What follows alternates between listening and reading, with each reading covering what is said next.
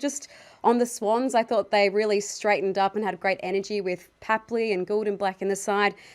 Cal Mills probably had his best game in some time. And even Joel Amartey, who was so wayward in front of goal, and we'll get to him now because he kicked 0-6, and that's not taking into account the misses. Strangely, I thought he was still a presence up forward, Kane, but it's a stark contrast to this at Adelaide Oval last year where he looks like Plugger Lockett in front of goal. 9-1 he kicked on this day, same ground.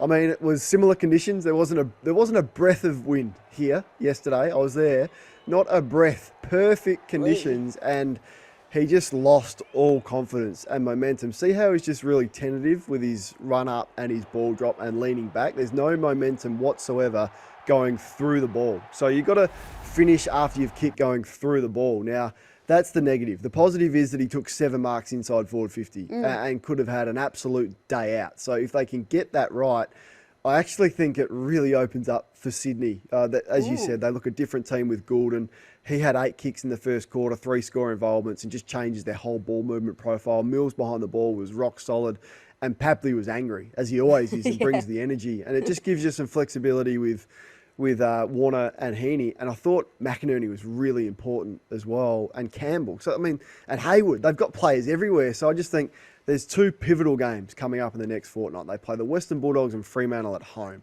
If they can get those done, then it really opens up for them. There's St Kilda in there, there's North in there, there's West Coast in there, there's the Giants, which is in Sydney, and that's a game that they could, easily win. So that was really important for them, and they just look a different team with those names back.